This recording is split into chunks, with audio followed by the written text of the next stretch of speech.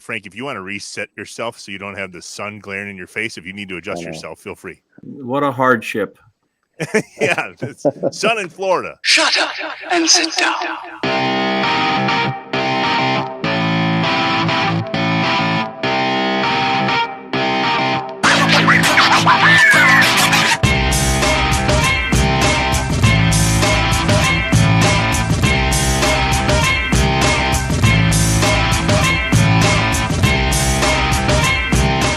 Inside Wisconsin is brought to you by Baycare Clinic, Cobblestone Creek, the University of Wisconsin-Platteville, Mill Home Supper Club, Festival Foods, Capital Credit Union, North Star Mohican Casino Resort, American Family Insurance, and Rolltech. What is up, Wisconsin? Happy Thanksgiving from the Inside Wisconsin studios, all decked out in the middle of deer season. My name is Trevor Thomas. Where's the Blaze Orange, J.A.? Where's the Blaze Orange? Yeah, I have none that to speak of. I apologize. Zero. Not a single thing of Blaze Orange in your house. Not a stitch. Well, is that bad? But listen, I don't have time for it. It's Thanksgiving. We got to do this quick. Guess who's got to go to work? You have to work on Thanksgiving. Well, you figure 23 years into the company, we get Thursday and Friday are company holidays. So I think the day after I have off, but Thursday I'll be there. We'll do the airing of your grievances later on. By the way, I notice you are not short on the Blaze Orange. Oh, no, I've got some to go around. You're decked out for the holiday season, both with the flannel on, and then, just in case you need to run out real quick and go. I was unsuccessful opening weekend. I have not been successful yet. It is the second week of deer camp, and all the guys are here. All right, so we're going to try to bag us a buck here this second weekend. But so this is a big deal to you. Yeah, I mean, this is a look forward to event.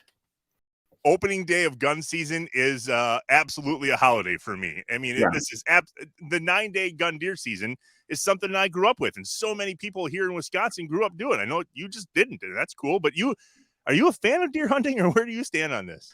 So it's like this. I am not a deer hunter, and I think it's the silliest thing in the world. Love you too. I think it's absurd. But I will say this, I am not morally opposed to it, right? Like some people are like, how could you kill God's creature? I'm good for every once in a while establishing that I'm at the top of the food chain. Thank you. Right? That's why I eat a steak every once in a while. I just want the cows to know this isn't a Far Side comic.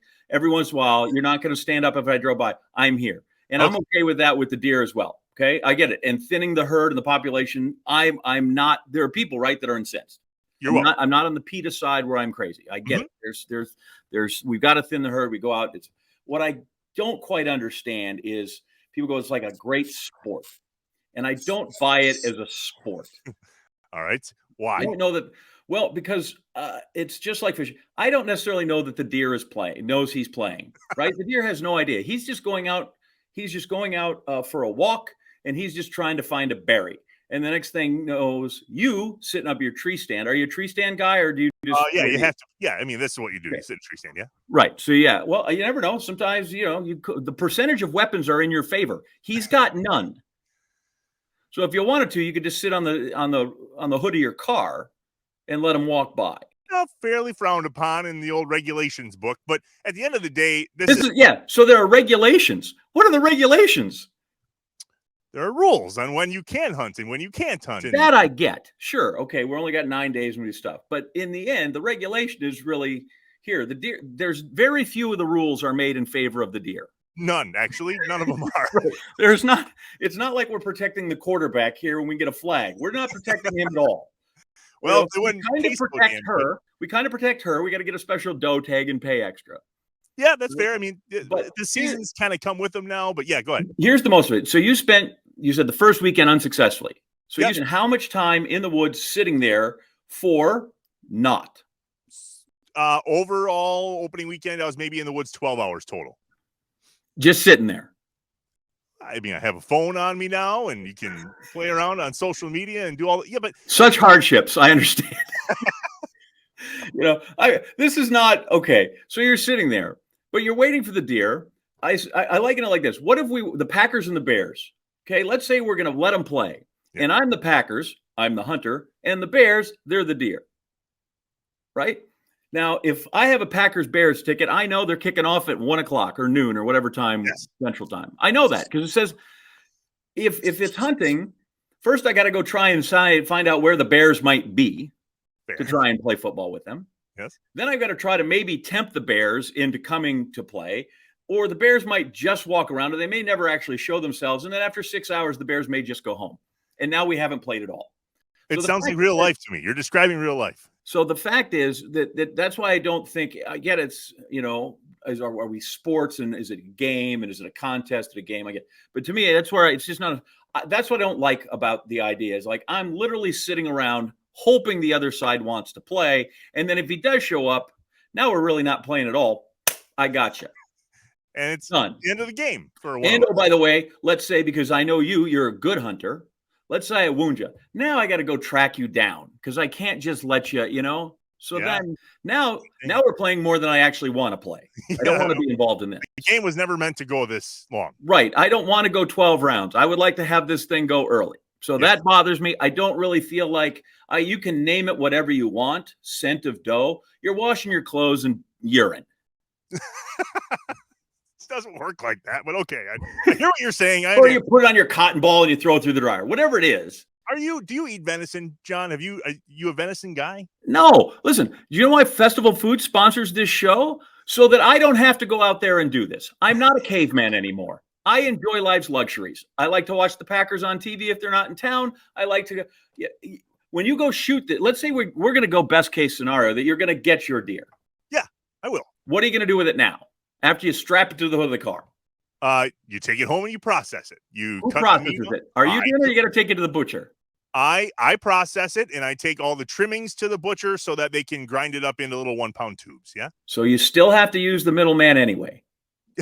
So I get that you're there at the very base level, but then you still got to turn it over. And congratulations for you, because as a child, there was nothing less traumatic in my life than walking to school and seeing the garage door open of the Girondales and a big old buck hanging, strung up in the garage with the garage doors open because we got to get the smell of it out there. Can you imagine? Like that's traumatic when you're 7 years old and you're just kind of walking to school and you're like, right? You look in the garage and there's the dude. He's just got it hanging there. Yeah, good. Well, it tastes really good, and it's fun to see all. It tastes really good. It does taste really good. All right. Hey, hunting, Brett Favre, his center, Frank Winters. Great transition, Trev. Thanks, John. Yesterday, Inside Wisconsin. And so we've talked about in social media, in the world out there on digital platforms, about the best Packer quarterback and center combo. And by far, Favre and Winters got the most votes. I mean, it's not even close, right, John? Well, I'm not sure Starr and Ringo had quite the same access that the guys do now. Yeah. And that was until, of course, Lombardi shipped him off and the rest of them. And I guess, Corey Lindsey does a nice job, but I don't know that he's quite as sexy, right? Maybe if he was Corey Bag of Croissants, I don't, it was between the success, between the nickname, which was terrific, between just sort of the charisma that Favre brought to the position, the fact that he very much always played. Jim McMahon was like that. There you find the occasional quarterback that sort of feels like maybe he's just the best offensive lineman who can throw a spiral. So that's even why he's the quarterback, because at heart and his mind, that's really the position he would like to play, or at least that's how he views himself. So I think all that combination of events is why those guys are so closely tied together. And the stories that Frankie is able to share of their time together are second to none in our small infant being here on Inside Wisconsin. You will love this. Frankie Baggadonut Winters today on Inside Wisconsin. Shut up and sit down. And so here he is, Super Bowl champion, former center for the Green Bay Packers, the one, the only Frankie Baggadonuts, Frank Winters on Inside Wisconsin. What's up, Frank? Hey guys, how you doing? Everything's great. How about yourself? Well, I'm not sitting in Naples, so I was fine right up until I looked at your background, which I made you move, so I didn't have to see the water or the palm trees. I know it's beautiful down here. I left Chicago this morning. It was 32, and here I am. It's about 83 right now, sitting on my buddy's balcony and enjoying the beautiful views. Damn, that sounds awesome. Seems like a good life.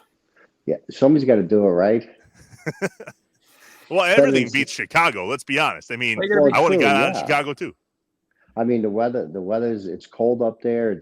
It's dark at 4:15. We had some flurries yesterday, but it's perfect weather down here. Awesome. So in Naples, you probably can go around in some anonymity. But is there ever a day where you are not a world champion Green Bay Packer? I pretty much fly under the radar. I do. I like to I kind of I have my local spots I hang out in Chicago. It's a lot of fun. But as you get older, I mean, you got a lot of young guys today, and it's a different world today. But I mean, I do. I like my privacy, and I enjoy it. And you got to take it while you can.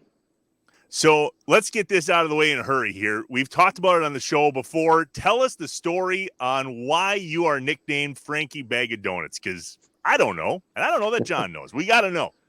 Where'd it come from? Okay, well, it's an interesting story. I mean, there's a lot of different tales I was told how it came about, but how it came about really, honestly, was there was a guy who I played with in Kansas City and also played in Green Bay with. His name was Bill Moss. He worked for Fox News. He was a color commentator on the sidelines and stuff. And when he got done playing, he started doing sideline commentating. And he was part of the John Madden and Pat Summerall crew. And we were playing the Detroit Lions one year, and it was I believe it was a Thanksgiving Day game, and I think it was the first year where they had the throwback uniforms, and we wore these gold pants and these like white shirts. And since it was a throwback uniform game, they took a group photo of all the individual positions, and they put all the offensive linemen together. And the shirts weren't very flattering, and they were very tight. And when we took the picture, Bill Moss showed this picture to John Madden, and John said, "Oh, they look like a bag of donuts." That's like all the guys were wearing the white shirts. And so during the game, I think we ran a screenplay, and I think Bill kind of circled the play, and John started circling me, and all of a sudden, the next thing that happened was they went from the offensive line looked like a bag of donuts to Frank Winters being called Bag of Donuts. And that's how it came about. And people didn't think it happened. It had something to do with donuts and stuff. Like I eat like a bag of donuts every day, which I don't. I would love to, but I don't. But that's how that name came about. And Bill Moss and John Madden started that name. 1992, you land with the Packers. You were at the Browns, the Giants, the Chiefs, and then obviously the Packers for the better part of a decade. Yeah. It's the second game in the 92 season. You're the center. Magic is the guy, and Magic gets benched in your second game for Brett Favre. What's going through your head? Well, I mean, everybody knew Brett was going to be the guy eventually. I mean, Ron gave up a first-round pick for the guy. So you knew at one point or later he was going to play. I think Don got hurt a little bit, and, Brett came in, and it was a miraculous finish. I believe he threw a touchdown pass to Kitrick Taylor. We won the game. And pretty much the rest is history. Don became the backup that year, and I think the next year was released or signed with the Lions in the offseason as a free agent stuff. But there was so much hoopla coming into Green Bay when they made that trade for Brett from Atlanta. Ron going out on the limb and Mike, making that trade and bringing Brett into Green Bay, and he went in there to have one of the greatest careers of all time as an NFL quarterback. Yeah, I would say the rest is history with Brett. That panned out pretty well. Yeah, it is. I mean, he went on to have a remarkable career, and 20 years playing there, and it's been truly remarkable. I mean, with all his accolades and all the records he set, it's been a great career, and spending most of it up in Green Bay, and and culminate and win the Super Bowl in 1996. So he's from rural Mississippi. Yeah. And you're from New Jersey. Green Bay must have been Mars to you too. Yeah, it was a culture shock. It was different. It was you come to Green Bay. I think it was at that time. I think when you pull into Green Bay, the sign said 100,000 people. But that was probably like Ashwaubenon, Alloway, Green Bay, De Pere. And it was. There'll be you move into some apartment complex and there'd be like 6 Packer players living there. You know what I mean? And I think that camaraderie that was built in Green Bay, we're just meeting at places and on Friday night going to a movie with the guys. I mean, that was unheard of. Thursday night we did all offensive line dinners, and then later on after the night we meet up with the defense linemen and continue to drink adult beverages till midnight, and try to make weigh in the next day and stuff. So it was a great time, and those friendships today have continued because of that. So you come here and you play 10 years for Holmgren, which is where you sort of make your name in terms of obviously Packer fans around. But you played for two other guys that were great. Marty Schottenheimer, you played for Bill Parcells. What were those two cats like?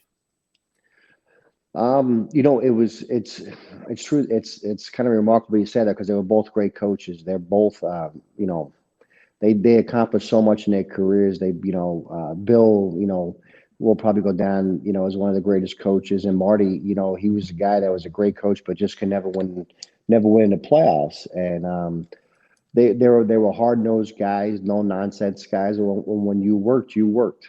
That's just the way it was back then. It was. It's kind of weird. You go to the Packers practice facility today, they got music playing. That would never happen under those coaches. It's just a different era.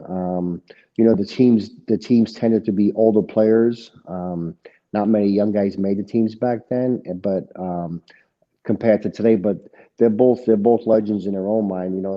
Especially with Parcells and the coaches that went on to be successful after he's left, like with Belichick, and Schottenheimer's had a bunch of guys that have moved on too also, but they were hard, no nonsense guys who, when you were on the practice field, you worked hard, and they expect the results out of you on Sunday. So most guys would have like a coach or another like mentor to induct them into Hall of Fames, but you had Brett give the speech when you went into the Packers Hall of Fame in 2008. Was that one of those moments where you're like, it's the best man at your wedding and you hope he doesn't tell stories that really aren't supposed to be told? Like, was that nerve-wracking for you? Because I can only imagine how much stuff you guys got into, and you're like, shut up, Brett. Don't tell that, Brett. Shut up.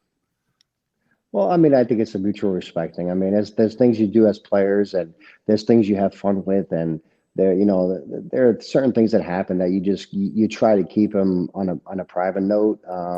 We had a lot of fun, and it was truly an honor to reverse the roles and be his introduce him into the Green Bay Packer Hall of Fame when he retired. Mm-hmm. What's like the single stupidest thing you guys have ever done, but you'd do it again tomorrow if you could? Man, there's so many things. I mean, he was a total prankster. I mean, the red hot. He would, guys would be halfway down in the practice facility, and all of a sudden that red hot would hit in your jock area or under your armpits. And I mean, he was notorious for that. He was notorious for taking your car and moving it across the parking lot, and turning the air conditioner on when it's 20 below zero out, and then in the summertime you turn your car on and he's got the heat full blast. He was the prankster of the team, and he did it to everybody. He did the fart machine with Holmgren up on the podium talking in front of the team. He threw the stink bomb into John Madden's Saturday night team meeting with the coach and stuff. He was a grown man with a big heart of a kid at heart, and he just loved it. He really enjoyed going to practice and having fun with the guys. I don't think we're done with those stories anytime soon. More with Packer great Frank Winters in just a bit. We are Inside Wisconsin. Inside Wisconsin is brought to you by Baycare Clinic, Cobblestone Creek, the University of Wisconsin-Platteville, Mill Home Supper Club, Festival Foods, Capital Credit Union, North Star Mohican Casino Resort, American Family Insurance, and Roll Tech. JA Inside Wisconsin and American Family Insurance. We're calling it Quotes for a Cause. Pretty awesome. I like it. I want to learn more, and I'm glad that we are a part of this with American Family. My thought is, listen, if it's good enough to be on the Brewer Stadium, or you can put it on Steve Stricker's sleeve, that is a great partner, great neighborhood. I'm glad we're there. Us too. We are glad we're here with them. It's Quotes for a Cause. Head to insidewisconsin.com/AmFam. Get a quote, and your local participating agent will donate $5 to Habitat for Humanity. John Anderson's going to come and build houses. I just signed you up for that. Listen, my dad, Collins Custom Basement, for years donated a basement to Habitat Humanity every year. That he went out and did that in the Green Bay, Brown County area. So I can't think of a better partner, and I can't think of a better cause, especially in and around the holidays, right? Gosh, if you can get somebody home for a holiday and get them in and get them shelter and put that Christmas tree up or have that Thanksgiving dinner, whatever it is, boy, that'd be special. And we are lucky that we get the chance to be a part of it. InsideWisconsin.com/AmFam. It's quotes for a cause. Go and work with your local American Family Insurance agent. Go there now. Insure carefully. Dream fearlessly with American Family Insurance.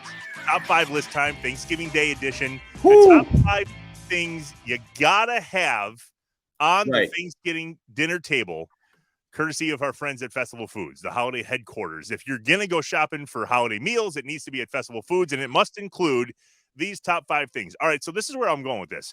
You and I have had a little disagreement from time to time in terms of our generational gaps. I'm wondering if we might be able to come together on the appropriate Wisconsin Thanksgiving meal. You and I probably have very similar lists, but as you have learned on it, I'm pretty rigid about certain things in how we want to do this. And the only thing I could think of that it was odd in my childhood and my upbringing is we used to really, that was our big thing. My mom has 6 brothers and sisters, and we all go, it rotated around. So sometimes we were in Dallas. I was at the very famous Cowboys-Redskins Thanksgiving game when Roger Staubach got hurt. Longley came in and threw 2 touchdown passes. 1974, I believe it was. I happened to be at that game. Amazing. But then I've been all over, Iowa, Minnesota, our place. I can still, for people that remember when Dave Williams of the Bears, at the time, it was the shortest overtime ever. He returned the kickoff in overtime against the Lions. I was in Minnesota at my aunt's house when that happened. So it's really, that was our big family thing. It was bigger than anything else. And I had an uncle who lived on a farm in Alexander, ran a farm in Alexander, Iowa. And he used to always slaughter one of his hogs. So in addition to turkey, we always roasted this giant pig that took whatever it was, a day and a half. And so that was always kind of neat. I have no longer ever had like 60 people around to have cause to. So that's not on my list. Like I thought, okay, well, what if I just said what we need is a pig? Seems odd. But that to me is actually one of the stranger, more fun, one of the more unique things that we did in Holland at Thanksgiving in our place. So then there's other things that I'm like, stuffing and cranberries and gravy. Like I'll negotiate around that stuff. Okay. We're going to start with a turkey, right? We need a turkey. Yeah, I got to have a turkey. That's on our list, right? If that's not number 1, then I don't even know what you're doing here. Oh, see, you and I disagree again. That's number 5 on my list. This is not the first time our 1s and 5s have been screwed up. Okay. Are we going from the top down or the bottom down? 5 first, you taught me, and turkey's number 5. Honestly, I could do without turkey. It puts my ass to sleep. I want to watch football. I really could do without. Number 4 on my list, by the way, is ham. So we're at least on the same page about the whole pig thing. Let's go ahead and bring some ham to this thing. Sure. I'm into that. Happy Merry Christmas. Good. What else? So turkey, whatever. Ham, gotta have it. Bun or a biscuit. And that's country crock, and that matters to me. I understand the difference between butter and margarine, but I grew up on the big old brown tub of country crock. And my grandma used. So we're good at 3. Where do I have here? Rolls, critical, butter, not other. See? See? What are you doing? My grandma used to take a ice cream scoop into her tub of country crock and put that on a platter, and it looked beautiful and doesn't have to be butter, but see, this is exactly why I wanted to do this. It has to be butter. Are you trying? Well, okay, we'll put this down. Don't call the dairy people for a sponsorship. You probably like Cool Whip too, right? Because it's America's favorite non-dairy whip topping. On top of my pumpkin pie. All right, let's go. Number 2, cheesy potatoes. It's got to be. Tell me it's your number 2. Number 2, we have potatoes. And you'll see, wait, hang on. Can't see it. What do you got? Mashed, not cheesy. Cannot be cheesy potatoes. That's a deal breaker. Unbelievable. See, this your dumbest idea ever. Not I really. I didn't say it was the dumbest idea ever. I just said I don't know there's wiggle room. Okay, keep going. What else we got here? Number 1, if this is comparable, I cannot do a holiday meal without green bean casserole. Come on. It's your number 1. Nope. put. I'll read it to you, okay? Okay. This is ridiculous. Gotta have green beans. Why is this not working? Hang on. Here we go. Green beans, not casserole with the dried onion styrofoam crap on top. It has to have that. If you don't have the dried onions on top, I'm out. You got to be joking me. We literally put these together totally separate. All right, here, I'm going to give you the correct list. So number one is turkey. You can't have Thanksgiving without turkey. That's the only reason you have Thanksgiving. If you go hunt to thin the herd, you can't have Thanksgiving just we got to thin the turkey population. So we got to have a turkey. Whether we have to roast the turkey, you're not going to smoke it, and I don't want to deep fry it and burn down my house. Just roast a turkey and put it on the table. Okay, good. Next, potatoes. Mashed, not cheesy or scalloped, not a sweet potato or a candied yam. I've seen this all the time. Here, we're going to bring a candied yam. If you have to put marshmallows on something to make it taste good, it's not worth making. Tell that to a s'more. I know, and there are a lot of people like that, but I just need a mashed potato. Just first thing, not cheesy. Rolls, critical. I like a good one. I like a little crunchy on the outside. I want some crumbs to fly, but I have a lot of those. I'm big on the roll. And then again, critical, butter, not oleo, not margarine, not country clock, not any of that. And I can't believe it's not butter. No blue bonnet. No, butter. Got it. Okay. Gotta have butter. People are going to throw you out of Wisconsin before I give my list of why we got to Wisconsin. Green beans, not casserole. I want them like sauteed. I want them nice. I want them steamed, then saute them up. A little garlic in there. Make it taste nice. Maybe throw in a pepper, but not the awful casserole. It's the only time people even sell a can of cream of mushroom soup. It's awful. And really, the dried onions, that's like eating styrofoam. I imagine. I don't eat styrofoam. So that's you're completely nuts there. And then the last thing, you got to have pecan pie. I'm not a pumpkin guy. You got to have pecan pie. And then I'm really stringent on it because it's like I have to have it's only my grandmother's. I won't even risk eating other people's pecan pie. I just won't have it. It may be great, but I refuse to risk it. When I come home, which isn't very often, my mom she'll make me a pecan pie, no matter what time it is. And then what you need is you take the whipped cream and you make whipped cream right there. Little vanilla sugar, you make whipped cream. Okay. Cool Whip, fine, I guess, in a pinch. And the stuff that out of a can is great if you want to play with your kids or just, get high. But yeah, non-dairy. So I assume a guy who'll eat Country Clock will also eat Cool Whip because, why not? You're just totally Are you lactose intolerant? I have a chest pain at the moment, but I'm all right. No worries. Are you lactose intolerant and just not telling us? No, not at all. Yeah, then that would end the show right there. If you were lactose intolerant, show's over. See, it was can't have it. All right, so those are the 5. We've got it's a remarkably the same 5, and yet I couldn't eat at your house, and you can't come to mine. I rest my case, Your Honor. It's exactly why we wanted to do this. Back to Frank Winters. Shut up and sit down. Back on Inside Wisconsin, our guest, Frank Winters, who I don't know if you can tell by the accent. He is not from Northeast Wisconsin. He's not from Southwest Wisconsin. He's not from Upper Midway, whatever.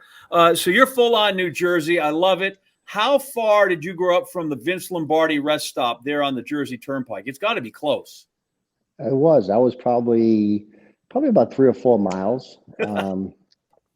I grew up in the Hoboken area right before the Lincoln Tunnel, right before you went to New York. You pulled into the Vince Lombardi was off, I think it was Route 3, just a little west of the Giant Stadium over there. I mean, it's been such a while since I've been back there, but it's truly remarkable. I used to ask my dad about Vince Lombardi because I guess he came from the Giants and also with Tom Landry. I didn't know that. And they both went on to be great coaches themselves. Yeah, I think they both coached under, I want to say, Ali Sherman. Vince was the offensive coordinator, and then the defense coordinator was Tom Landry when they went through there.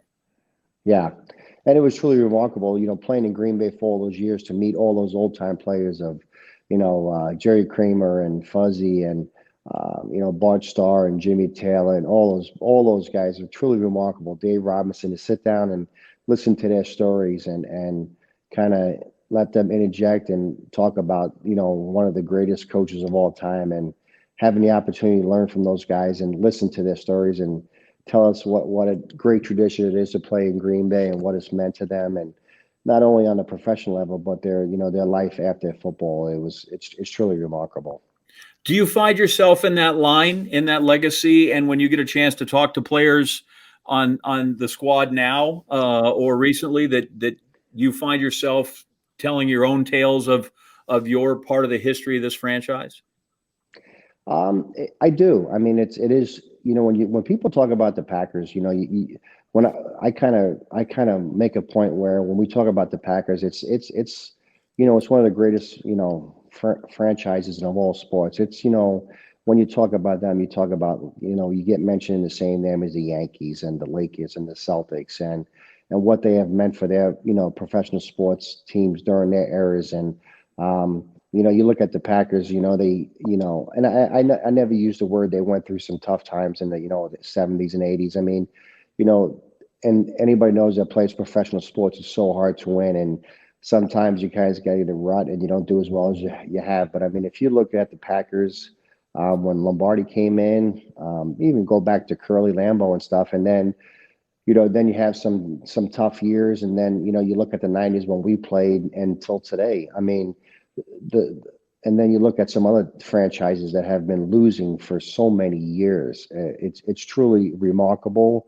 for the size of the city, the accomplishments they create every year and they achieve is truly remarkable. And so when you talk about the Packers and these people tell their stories, it's truly remarkable to hear about them. Word of mouth from firsthand experience. You talked a little bit earlier about the culture shock of coming from New Jersey and then obviously New York with the Giants and so on. But what was one of your favorite things about trying to settle in here to the community that is Green Bay and Wisconsin? I mean, you were here for 10 years. You had to have gotten used to it a little bit. What were some of the things that you really enjoyed about living here? Oh, it was great. I mean, it was an easy commute. I mean, the fans were remarkable. They treated you, they understood who you were. They know the role you played, and they would come up to you in the restaurant and say hi to you and talk to you. And but at the same time, they would give you your space and your peace. And when your food came out, they let you sit down and stuff like that and enjoy it. For being a small community, the people were generally nice. They were really good. I mean, in every neighborhood, there's always some people that could be tough on you, but it was the fan base was truly remarkable. I think the friendship. I think the greatest thing that was very successful for our team in general was that we hung out and we did it as a player and as the group of players that we played together. We did everything together. So we really enjoy each other's companies, and it's a bond and a friendship that has lasted. Like I said earlier, has lasted forever. And I'm going to be 58 years old in January, and I still talk to a lot of the Packer players that I talk to. I still talk to. I don't talk to many other players I've played with in other different teams because a lot of the opportunities don't arise because, as with the Packers, we have a lot of legends, get-togethers and stuff like that. Where in other teams, that's not readily available, made to us. So it offers some great things for a small community, and people looked out for each other up there. So, the Brett stories are kind of legendary and they kind of grow and get better, whether they're true or not as time goes by. So let's take 4 out of the equation. Tell me somebody else on that team I want to go hang out with. Chimura was a great friend. Marco Rivera, Mike Flanagan, Santana Dotson, Gilbert Brown, Earl Dotson, who I think should be in the Packer Hall of Fame. I see Earl out there a lot. Gary Brown. I mean, Dorsey Levens. I see these guys. Antonio Freeman. I mean, we see these guys, and it's remarkable. Some of those guys we haven't seen forever, but it's like I follow what's his name, Antonio Freeman on Instagram, and there was a bunch of guys in Green Bay, and it just seems that every time we're back up there, we have a lot of fun and just getting together and just talking about the old time stories and reliving the past and enjoying, something that we're too old to do now as adults. When they were introducing you guys at Lambeau for the Super Bowl 31 reunion thing, it went alphabetical order, right? Leroy Butler was one of the first ones, and then all the way down to the end, there's Frank Winters, and we're like, what the hell? Where's Brett Favre's last? Duh. Along with you. That was pretty fun. Yeah, that list. I mean, yeah. I mean, he's the quarterback. He's got to go last. You like the current makeup of the squad? You like this team? I do. You know what? The last couple of weeks they've been playing well. Defense, they played well. They played great yesterday. I didn't watch the whole game. I watched some highlights. Um, they played some in the last 3 weeks at a tough schedule, and to come out 2-1, I think they should have beat the Chiefs. I think if Aaron played, I think they beat him hands down. But they have a good team. Hopefully they get some guys back. Hopefully Bakhtiari can come back and defense lineman can come back. But I think that they'll be okay. You look at the schedule and you watch games on Sunday. Any team could beat anybody in the NFL. It's you look at what Denver did last week to Dallas, and then what Dallas did to Atlanta yesterday. So it's they got a tough next couple of games here. Then they get a bye, and hopefully they can recoup. But I mean, I think they'll be okay. Yeah, I watch every time. You're like, wow, look how good the Titans are. They lost to the Jets. So yeah, who knows? Who knows how that's going to work out? I heard that on ESPN. I didn't even know they lost to the Jets. They lost to the Jets. Nice. Oh. So we asked this of John Kuhn, and we also asked it of Leroy Butler. Frank, tell us a story about Super Bowl 31, either pregame or postgame, that you can get away with telling that nobody knows. Like, tell us something awesome from your Super Bowl experience. We played under Holmgren. Holmgren was a very strict coach. I never forget the first day we went down there. We had a security meeting, and they had this big red circle around the city perimeters. And Holmgren was like, "You see this red circle? You guys do not leave this red circle." It was because everything outside this red circle is bad, not good. Don't go there.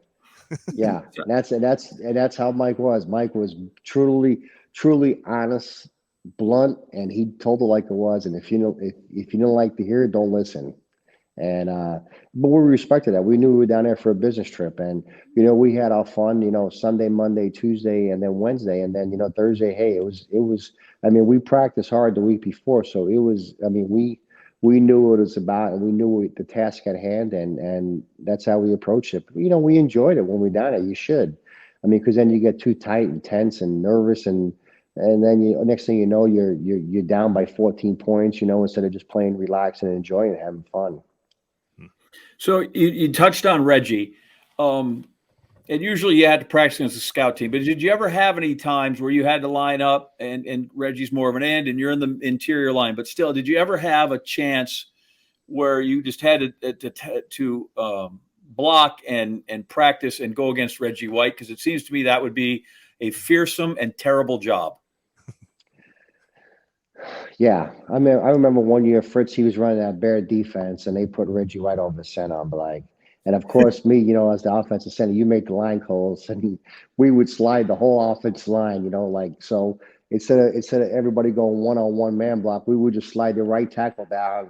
I would call like a big slide, and I would put like the running back like on an outside linebacker or something like that. So, but I do remember there was a picture, and I think we played in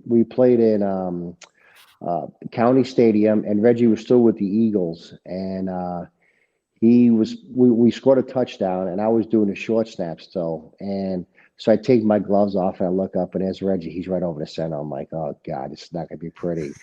Well, about 4 years later, I see this picture, and all you could see is like Reggie White. I mean, I must have snapped it, and Reggie ran right over me, and all you could see is me laying on my back and Reggie just like stepping over me and stuff. And I was like, now today you can't do it anymore. You can't even touch the center on an extra point or punt team. You know what I mean? Yeah. But that's how it was. I mean, he was feared. I mean, there were stories with Ed West and the tight end that played with us and stuff, and he tried to block Reggie, and Reggie would throw him around, and it was funny. He sometimes people said he was a man amongst boys. I don't ever forget a story I remember about Reggie White, and we just moved into kind of the new part of the stadium, and we had a young guy, a towel boy who worked for us. His name was Andy Lavin, and special needs boy, but a great kid. Actually, till this day, he still works for the Packers. And somebody sent me a picture of him, me, him, and Brett. They were at the game yesterday. They sent a picture they saw in the stadium, and I never forget. Andy Lavin was a huge wrestler.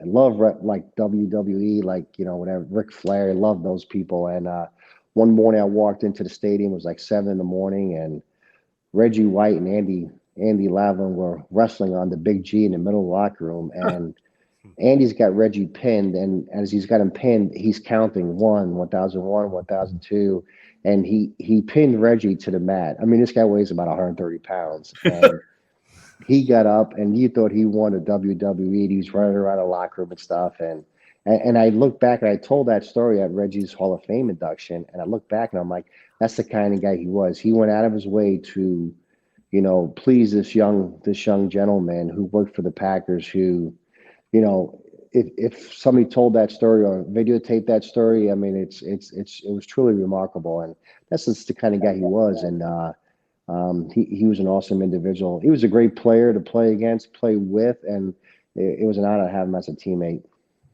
Yeah, those stories, you can't beat them. A trip down memory No. lane with Packer Hall of Famer and Super Bowl champion Frank Winters. We'll wrap it up in just a bit. We are Inside Wisconsin. Inside Wisconsin is brought to you by Baycare Clinic, Cobblestone Creek, the University of Wisconsin-Platteville, Mill Home Supper Club, Festival Foods, Capital Credit Union, North Star Mohican Casino Resort, American Family Insurance, and Roll Tech. JA Inside Wisconsin and American Family Insurance. We're calling it Quotes for a Cause. Pretty awesome. I like it. I want to learn more, and I'm glad that we are a part of this with American Family. My thought is, listen, if it's good enough to be on the Brewer Stadium or you can put it on Steve Stricker's sleeve, that is a great partner, great neighborhood. I'm glad we're there. Us too. We are glad we're here with them. It's Quotes for a Cause. Head to InsideWisconsin.com/AmFam. Get a quote, and your local participating agent will donate $5 to Habitat for Humanity. John Anderson's going to come and build houses. I just signed you up for that. Listen, my dad, Collins Custom Basement, for years, donated a basement to Habitat Humanity every year. That he went out and did that in the Green Bay, Brown County area. So I can't think of a better partner, and I can't think of a better cause, especially in and around the holidays, right? Gosh, if you can get somebody home for a holiday and get them in and get them shelter and put that Christmas tree up or have that Thanksgiving dinner, whatever it is, boy, that'd be special. And we are lucky that we get the chance to be a part of it. InsideWisconsin.com/AmFam. It's Quotes for a Cause. Go and work with your local American Family Insurance agent. Go there now. Insure carefully. Dream fearlessly with American Family Insurance. We are back inside Wisconsin. John Anderson, Trevor Thomas, Frankie, Baggadonuts, Frank Winters on Inside Wisconsin. All right, Frank, it is lightning round. I've got a few things here.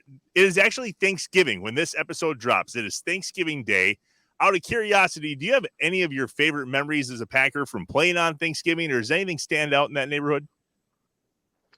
Well, I would say the good things that stood out were playing against Detroit, and the bad things were playing against Dallas, because they always play on Thanksgiving Day, and we always coming home from Detroit, we seemed a lot more happier than we did coming home from Dallas. It is also in the middle of the gun deer season here in Wisconsin. Did Brett ever get you in a tree stand? Were you a hunter? No, I was never a hunter. No, I wasn't. But I remember we used to go play a night at country club, and on the back of Brett's golf clubs was his bow and arrow. And after we were done golfing, he'd go bow hunting. Jeez, right there. But I'm a city guy, Trev. I'm not a big hunter. All right, that's fair. Last one from me. There is a classic video from 1995 that surfaced on YouTube of you, Brett, and Don Beebe trick-or-treating at Holmgren's house.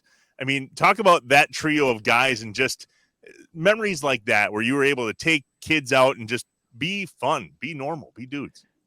Yeah, it was. I mean, people talk about it all the time, and I think it was Favre's idea, and you could tell on that video when Beebe and we're trying to walk in the Holmgren's house, and he kind of starts getting tense, and he starts pushing everybody back, and then I think after a while he finally realized Beebe had that kind of a high pitched voice, and I think he kind of realized he went to reach for Beebe's hat, and I think that's when he pulled it off, and yeah, it was a lot of fun, a lot different back then than it is today. All right, here we go. We're going to go quick with some of these. First off, Sure. You have 5 career fumble recovers. Were any of them any good, or is that just Brett dropping your bad snaps? Just, of course, it's always the quarterback's fault. Just him dropping bad snaps. I don't think it had any carries. Not like the guy from Miami the other day when he caught the pass. Yeah. How about that guy? How awesome was that? Give me the absolutely worst holding infraction you had, where you totally I mauled him. I would probably say there's been some, probably against John Randall. I think I actually tackled him from behind. He got in the backfield so fast. Brett asked him, said, I told him, I said, Brett, you got to throw the ball. And he goes, did you block him? I said, no, I didn't even touch him. I just tackled him. And said, they're paying that guy a lot more money than paying me. So don't worry about it. So Randall was a menace. Who else did you go? Like, I can't believe I'm going to have to deal with that guy this week. Another guy that comes to mind is Warren Sapp. They were both great players, but they were both very fun to play against because the things they would say to you, like, I'll never forget, we played Warren Sapp and Joe Andruzzi started left guard for the first time. He told Joe Andruzzi on Sunday Night Football, he goes, Joe Andruzzi, he goes, you picked a bad time to start your first NFL game. And then he told Jeff Dellenbach one time, he goes, Jeff Dellenbach, he goes, I thought you retired like 3 years ago. I mean, just things like that. I'm like, what these people must be watching like Wikipedia pages instead of film and stuff like that. So our boy Andruzzi, you know, he's a New Englander, but he married a Green Bay girl from like St. Joe's. Just I ran into him at a Walter camp. Yes, he did. Great guy, Joe Andruzzi. Great guy. Some guy. How does one know when it's time to retire? Usually you either get cut or most of the times usually your body gives out. Mentally you think as you get older, as you get to be an older player, you get to learn the tricks of the trade and you kind of like you could adapt and stuff like that. But mentally you're fine, but physically your body doesn't want to go there as fast as you think it should get there. Yeah. All right, two more quick ones. First off, Frankie Baggadonuts, what would be the favorite donut? If you had to go get one, what are we getting? I do like those Quick Trip glazed donuts they have up in Wisconsin. They're pretty good. Every time I pull in the Quick Trip in Wisconsin, I either get the blueberry or the original old fashioned one. I think they're the best. And finally, since we're here on Thanksgiving, and everybody's got a turkey bowl, but your high school, the turkey game was a big deal, right? Tell me about that. It was when I went to high school. Now it's called Union City High, but when I went, there was Union Hill versus Emerson High School. It was played every Thanksgiving Day game. It was one of the oldest rivalries in the state of New Jersey, and it was great because these are guys you grew up with, and you may have lived on 19th Street, and your buddy lived on 20th Street. Well, if you lived on 20th Street, you went to Union Hill versus Emerson. If you lived on 19th, and you would play against your buddies, and it was the talking points for the rest of the year. And people still talk about those games back then. The turkey game started in 1919, the same year as the Green Bay Packers, who would not be who they are today without guys like Frank Winters and that Super Bowl championship in Super Bowl 31. Franks, thanks for coming on Inside Wisconsin with us, man. It was great to take a trip down memory lane with you. We're grateful. Well, I appreciate it. Thank you guys very much for your time. Enjoy it. Hey, hit them straight, man. Enjoy the 80-degree weather. I will. You guys enjoy it too, and go Pack. Don't feed the alligators. Thanks, brother. All right, bye-bye, guys. See you, Frank. Shut up and sit down. Not hard to see why that guy was popular in the locker room with his teammates and a fan favorite when he comes around, right? It just seems like, well, there's a normal dude who just happens to have a rare skill that he can snap a ball and block 300-pound linemen. And you said that perfectly. It was absolutely culture shock for both him and Favre when they got here in Green Bay. But did they not eat us up? I mean, sometimes literally from a Thanksgiving meal perspective for Frankie Baggadonuts Winters, but good stuff. He was. It boils down to, right, we like people who kind of get us. Yeah, that's the whole idea. Just everybody. What we are is sort of what we are. And like Roy Butler embraced it. If you can, and you really don't. If you don't really embrace it, so I can see where it would be continually kind of, it can rub you, especially if you're something that different, right? That guy's big city. That guy knows how to take the subway. Yeah, is that something that you would get lost in? Take the train and I would tell you this real quick. So 100 years ago, I came out for an NCAA tournament game. So I call my best friend's dad from high school, best friend named Rick Crossland, who was in New Jersey, but moved to Green Bay for about 4 years. His dad came and worked at Fort Howard. So he was there for 4 years. And I said, Mr. Crossland, who had been born and raised in Brooklyn, and then obviously was living in New Jersey at the time. They had moved back and the whole thing. How do I get out there? And he goes, well, let's see. He goes, you got three options. You can take your rental car and drive. You can take the subway, or you can take a cab. And he's like, a cab is probably too expensive, and he'll know you're not a local, and he'll drive you in circles, so you can't do that. The subway, that's out. Subways were not built for kids from Wisconsin. You're going to have to get in your car and drive. And he gave me directions. I mean, every turn, you're going to go about 1.5 miles, maybe a mile. And I mean, bang, bang, bang, drove right in. Perfect. Yeah, Mr. Crossland. That was not, we like to call him the deacon. The deacon was like, yeah, the subway was not made for a kid from Wisconsin. I did the New York Marathon the other day, and every Saturday night before the race, I go with a friend of mine, Chris Chavez, who was an intern here, Marquette kid, went to school at Marquette, writes for Sports Illustrated, lives in Brooklyn. He's a New York kid that came to school in Milwaukee. And he's like, we'll meet down at Vinny's in Little Italy. Great. I'll be there in Uber. He goes, it's cheaper and quicker to take the subway. I'm like, dude, I'm not getting on the subway, at least by myself. If there's 4 people, I might, tag along and act tough, like I know what I'm doing. But on my own, I'll just take the Uber and swallow the cost. I'll be there. Mm-hmm. All right. So ironically, this is lost on some people that watch Inside Wisconsin or listen to Inside Wisconsin. John, you are a Wisconsin kid. Yes. Were completely raised here from 6 months old until you left. Yeah, about a year. Yeah, about a year. But okay, yeah, I'm with you. West High School, graduated when you were 18, and then you went to Missouri. So you are one of us. I mean, I grew up here. You grew up here. We are Wisconsin guys, Wisconsin kids. Right. Often, this segment is called John Wisconsin, the things that matter from John's childhood in Wisconsin, and the funny stories and all that. But today, we're taking it a little bit of a different way. This is the first time you're ever going to share John non-Wisconsin. Non-Wisconsin. These are reasons to kick you out. These are reasons that if now they're out here, I could lose my card. I could be excommunicated. It could be really bad. I could be sent to Minnesota. Don't do that. It could be the depths of hell. What if I get sent to the UP? I love the Upers, but nobody wants. I was talking with somebody about that the other day at the NCAA cross country meets.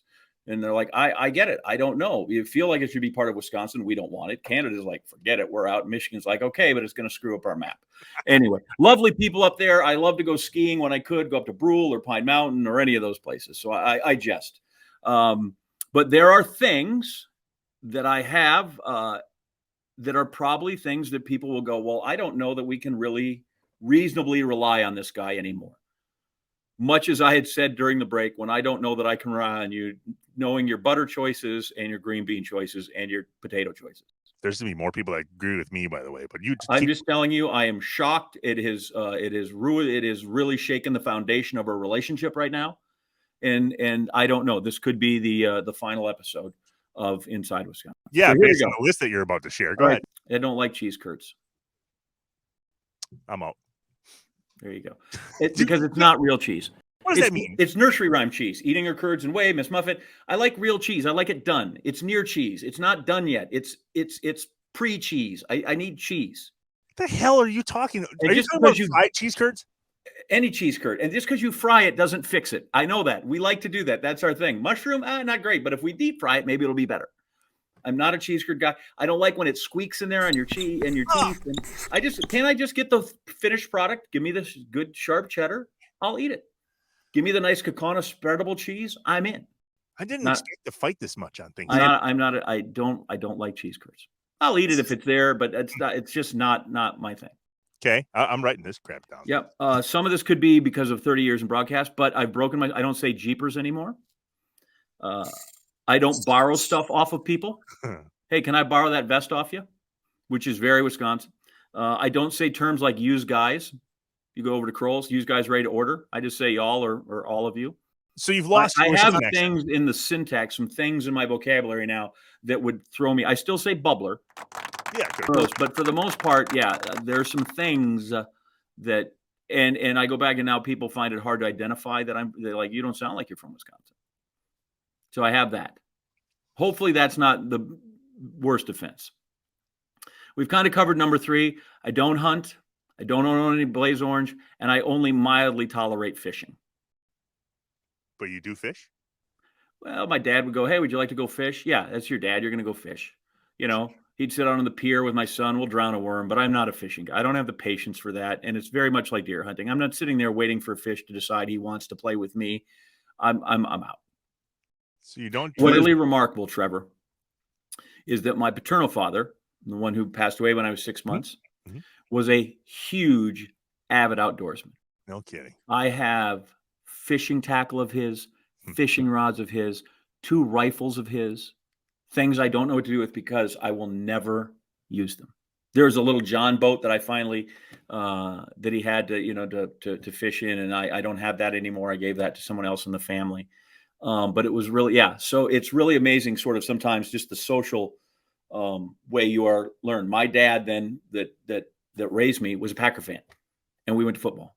I realize you do both, but he didn't hunt. My brothers do, but I just never got that. But my paternal father was an unbelievable. My mom tells stories about how he'd bring home at the end of the month a rabbit that he had shot to get him through the end of the. And my sister can remember stories of him taking her as she was 3 trompsing through the woods to go shoot a pheasant or through the fields. But yeah, didn't get it. Number 2, I don't like brandy. Therefore, I'm not an old fashioned guy either. Whether it's with Canadian Club or everything, could I just get a beer?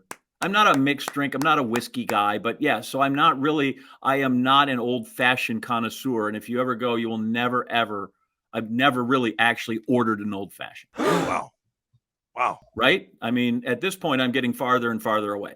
I'm sad for you now. I'm sad. I'm genuinely sad. Yeah. And as bad as those things are, right. As much as those are close to getting at, number 1 is they're about to see my favorite football player was not only not a Packer, he was a Bear. Walter Payton is my favorite football player. Bar none, no excuses. When he played in Lambeau Field, I'd run down there wearing a Bear stocking cap to see Walter Payton. So it's confessional time. That jersey that Brian Gutekunst sent you is 34 for Walter Payton. You are so troubled by this. I am more pissed off now than I even was before. Yeah. So when they asked what number you wanted, it's not because I really like Don Chandler or Turdell Middleton. I said, yeah, I'd love it. That would be great. Thank you. What number? 34. I didn't say because Walter Payton's my favorite player. But yeah, the 34 on my Packer jersey is because and every hat I have, 34. We could actually. If you want to break into my accounts in my bank or in my computer at work, anything, like, you can bet there's 34 in there in some way, shape, or form. It's not quite that simple. And he was my guy. And what's amazing is how much I like him is that jersey I have there that is signed. I actually got as a Christmas gift from my dad, who couldn't be more Packerish, but he bid on it and then kind of sat there on it until the bidding closed because he was willing to go up and up and up. So that was my guy. And I'm getting kicked out because I put dried onions on top of green bean casserole. Like, that is that's just a small character flaw. That doesn't get you out. No, the butter thing should totally get you out. And that should be worse than any offense I've committed. That's just me liking a guy. You go right to the core of the economic engine of this state. Wow. Wow. Too soon. So I'm just telling you, not all offenses are equal in this case, but so those are some things that I think every once in a while, I don't know that I apologize for them. I just have to explain that, we all have some things, like I like kneecaps at the state fair. I dig snowmobiling. I got a lot, there's just some things. Yeah. Well, those so you would put that, so you would say that right after the Walter Payton, the cheese curds thing is the second most egregious thing on that list. And the old-fashioned thing. I mean, I understand not everybody likes the outdoors and does outdoorsy things like wear blaze orange and go shoot animals. I understand that. And I would expect that your success at ESPN was fairly dependent on you using or losing, I should say, the Wisconsin in you. You just couldn't bring that to the Sports Center desk. But these other things, I mean, if you're not going to drink and eat cheese curds with us, Anderson, what good are you? Yeah. Just don't go throwing a Packer label and pretend that logo and pretend that's going to cure everything, awesome. Huh? Oh, man. Wisconsin, we are absolutely loving bringing this show to you. We have big things planned for the new year, so make sure to stick with us. Subscribe here on YouTube. Follow us on social media. And truly, from John and myself, happy Thanksgiving to you and your family. And until next time, as you were, Wisconsin. I'm just going to add one thing to the people. Yeah. The jersey is magnificent. It's Inside Wisconsin is brought to you by Baycare Clinic, Cobblestone Creek, the University of Wisconsin Platteville, Mill Home Supper Club, Festival Foods, Capital Credit Union, North Star Mohican Casino Resort, American Family Insurance, and Roll Tech. Shut up and sit down.